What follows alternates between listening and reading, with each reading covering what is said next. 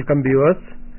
The topic for our today's discussion is multimedia journalism, social media and challenge to professional media houses.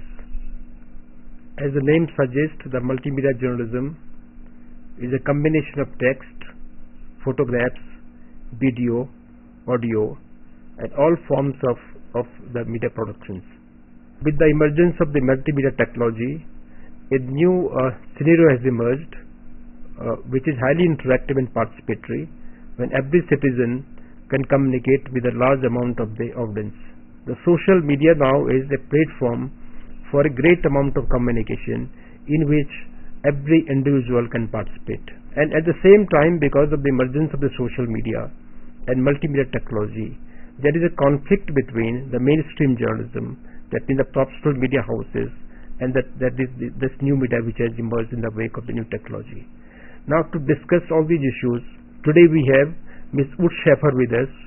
She is Chief Editor of Visualized Content of the Deutsche Welle, which is a public broadcaster of Germany. My welcome, Ms. Schäfer. May I start with a question that what are the key concepts of multimedia journalism? I think we are in the middle of a revolution, as you mentioned, and I think that journalists today are competing in a more intensive way than decades before, because content emancipated from its devices. Some years ago we have to put a CD in a CD player to hear music. We have to be at home and use our television to see films. And today we all have this on a very small device, which is quite useful, and it's a smartphone or a laptop.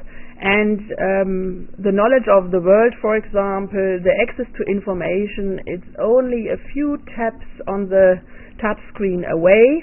That makes information quite accessible, that makes information also quite fluent. We are always in a sort of networking communication, and from my position I would say that professional media journalists have to take into account that the media usage of people is tremendously changing, and that we also have to change our media business. I think we could put some other questions in how far we should change it, or what could be good recommendations for media houses, but perhaps I want to add in the beginning that we have to see that we have not only 5 or 10 foreign broadcasters now in the Indian market, or that we have a few hundred national and regional competitors in the television market, for example, here in India, but we have to take into account that any media actor in the market is competing with 2.1 billion of users, who are not longer only users, but who are producers too. And this user-generated content and the possibility of people to compare professional content with content which is produced by users. You mentioned the Arab Spring. I think this is something which make our business quite more competitive, and we should really try our best to compete with that and to deliver a professional information which is professionally okay, which is quite neutral, which is telling an exclusive story, an exclusive perspective. And due to all this, or in regard with all this, we have to be very careful. How this multimedia technology has given birth to social media, and what role social media is playing today in terms of its impact on the mainstream journalism, or professional journalism, what we call it. A week ago I was in Cairo, and the revolutionaries there told me we had not a revolution, Facebook, but Facebook delivered us the tool and the platform, let's say a sort of blackboard to organize ourselves, to hide ourselves, to stay in a certain anonymity, to be secure to state pressure and censorship, and it was a sort of platform. So I think first, social media are a form of social communication as telephone calls and others. Secondly, they are quite important because they could multiplicate what is there as professional content.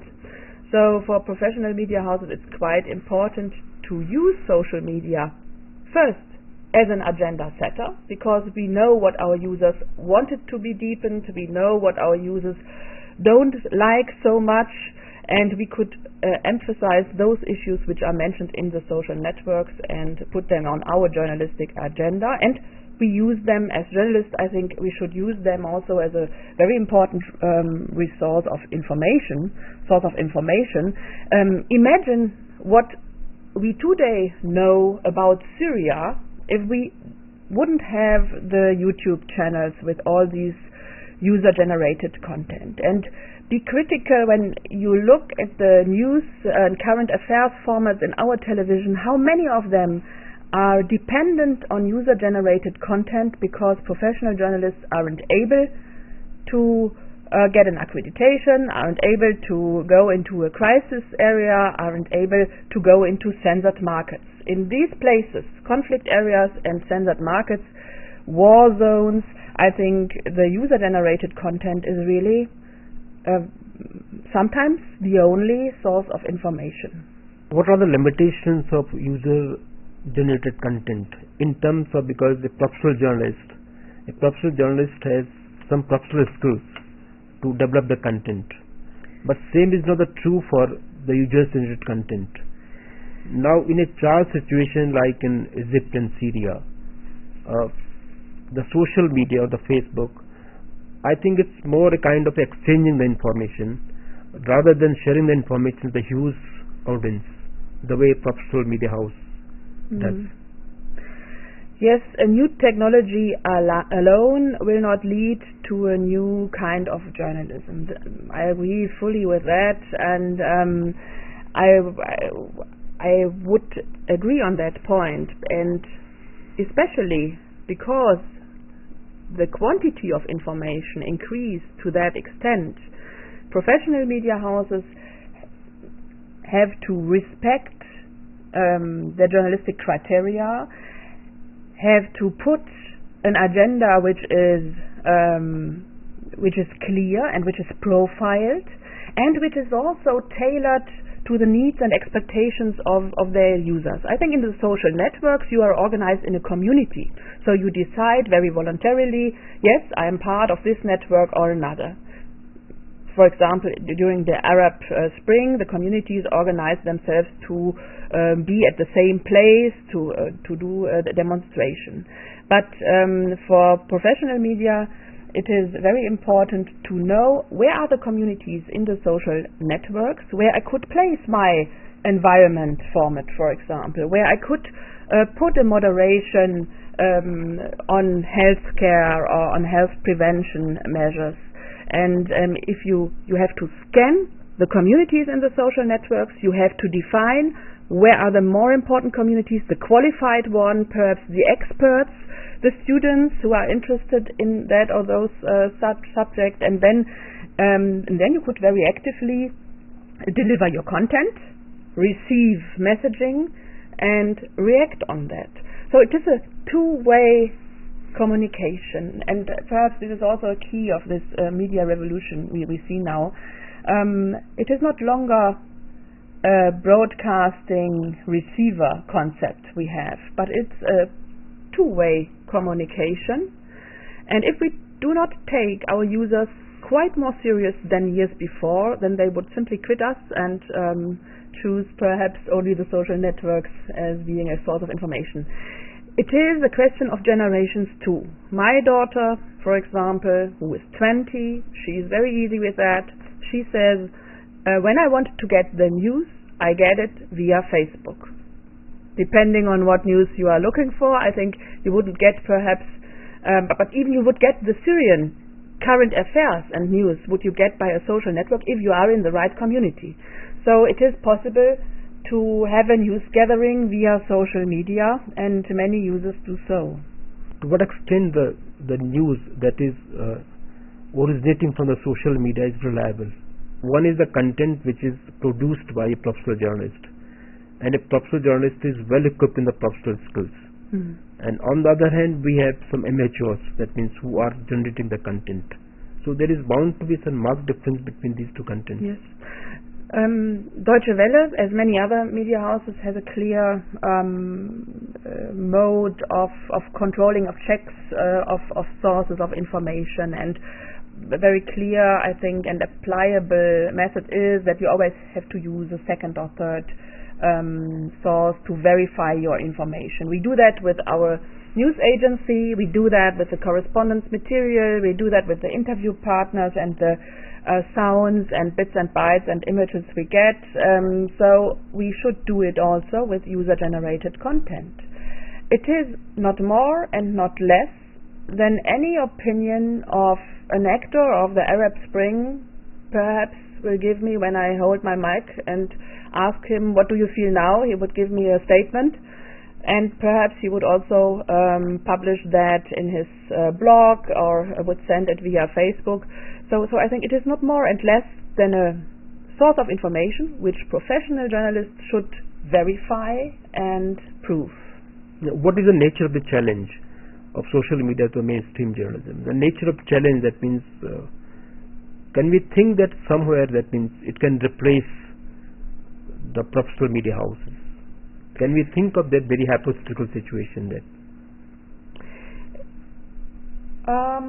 I'm not sure if I really could answer this question with a yes and no. I think that there is a certain risk that social media put more pressure also on the professional media market. You could take the advertisement prices. If you don't prove that you have how many users you have as a professional media house, you wouldn't get the advertisement. And there is an economic pressure on many media houses. So conditions in working teams, in editors teams are very bad very often, and I think all this could really deteriorate and perhaps get worse because we have more competition simply. We have more competition, and I think yes, perhaps the social media and all this user-generated content development will put more pressure in the markets, will produce more competitivity, and this will lead to two tendencies: more quality but less media houses, which is not too bad for the users, I think. Can you elaborate on that? More quality and less media houses. Yeah, so if you, it is simply economically. So if you don't get the advertisement, you will lose your financial basis, and this will reduce the actors or the players in the market, the professionals, and I think there is a certain quantitative replacement via the content delivered by users in the net. Yes. Now, social media in a country like ours, it's primarily very urban-centric, and people who access social media is very limited to the total population. Now, there is one argument that social media is very urban-centric, and only a small section of the population is interacting through the social media, while the mass media has the mass audience. As Deutsche Welle, we are working on an international level, and I personally have a very comparative approach because I was responsible for our African programs for a long time. I was responsible for the Middle East, and before I worked with Eastern European countries. So this means quite difficult or quite different media usages, quite different markets. One is a censored market, the other is perhaps a superficially liberalized market, but with very tightened economic situation for media houses. Perhaps you have no advertisement as in Africa, and also there are there's a cultural background and a development background, as you mentioned in the case of India. But if we take African states, in Africa, where you find 60-70% of people not writing and not reading, the internet will be a hidden source.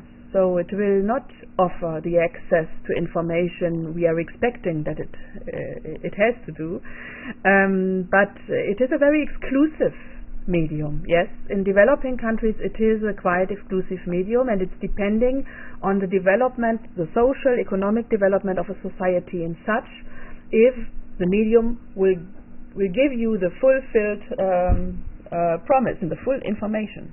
This is depending on development, and in India it is still a quite urban phenomenon, and it's depending in how far technical outreach, internet linkages are quick enough, and so on. But honestly, if we see the newspapers in India, are they really a mass medium? I have my doubts. I could say in Africa newspapers never were a mass medium, and television is as exclusive as the internet is, because there's one dish in a small village anywhere in the sand, and people around, and they look half an hour per day television. What is accessible, what is quite cheap, what is everywhere in Africa is radio. So what Deutsche Welle does is checking out what is the market looking like, how are people using media.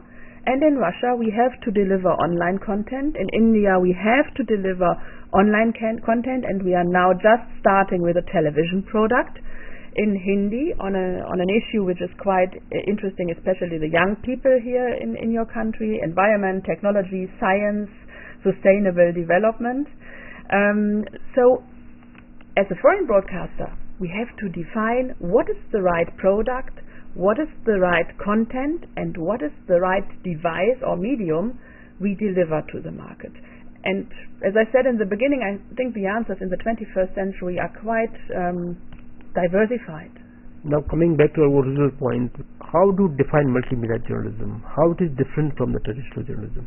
When I learned my job 20 years ago, I learned to write a text, I learned radio, and what I did not learn is how to adapt the content to different media.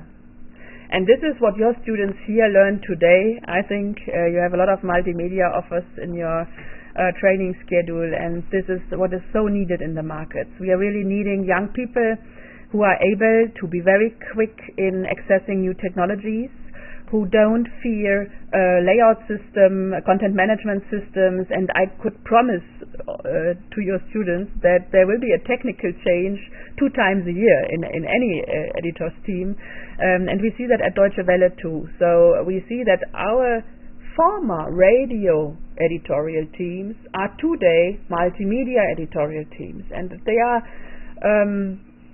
engaged, but sometimes also that with a little fear. They are on their way to learn all these new things. And for example, the Hindi desk is now producing television, which is something quite new and wasn't perhaps not imaginably 10 years ago. Yeah. So I only encourage you, the students, to pick up all these different techniques. Don't avoid a medium that makes no sense. When an editor-in-chief comes to you and say, would you do me a nice multimedia story, for example, on social change in India, then I want really someone who said, I will have a story which is this and this and this, I will have very interesting interview partners, and I have any idea how to combine audio, how to combine moving images and stills, and how I put all this in a good multimedia net product. This is the challenge I have in my practical life, and with me my colleagues at Deutsche Welle, and I think when your students will come to the market, you will experience a very similar thing. Different kind of skills are required to become a multimedia journalist. So what would you recommend to these youngsters, that how they should prepare themselves to become a good multimedia journalist? So just be courageous, and the wonderful thing, I learned the business at a newspaper, and then I went to radio, and the wonderful thing is that multimedia is offering you the best of all media. So take that as a benefit and as an opportunity to tell your story in a quite defined way, and use all these opportunities. We are not longer cameramen, text writers, pure authors, but we have to combine all these capacities. But nevertheless, I think there are some keys of success for professional media houses, which is the good story. If you don't have a story which is new or exclusive or just brings you the other way of looking at it, it will not work out even when it comes to multimedia. It will be a very boring thing. So this is what I mean with be courageous and be professional. So accept the rules of the game, verify your sources, be quite precise when it comes to your story, and and then do it in an entertainment way, and take into account that whatever you do, it will never be eliminated, because if you put it in the web, it will be there for a decade, perhaps until the 22nd century. And so be sure that there are direct reactions, and that people compare your content with the content in the social nets, that they compare it to what they heard from friends via Facebook, and that there will be a checks and balances among our users, which is quite strict, and what we have to deeply respect. A multimedia journalist is working with a different media. Almost it's a combination of all the media. Now terrestrially we have been teaching youngsters in preparing them for the print journalism, for radio journalism, for television journalism. How we can revolt our training strategy to meet the specific needs of a multimedia journalist? What kind of training is required for that? Honestly, also at Deutsche Welle, every medium is trained in such. Our young staff learns radio, learns how to write, learns television. But then you have to open up a space, and I now address perhaps the editors-in-chief or the team chefs. Open up a space where people could practice their best off and simply mix this media. At Deutsche Welle we do it with some very nice multimedia projects. For example, on this Rio summit some months ago, we collect the comments, what should be negotiated, what is a key issue in the sustainability theme.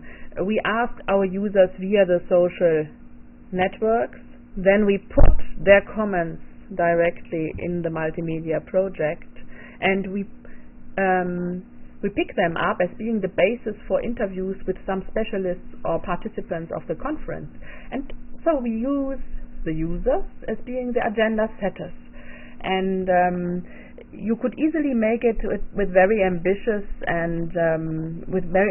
projects where you have enough finance. You couldn't do it with every topic a day.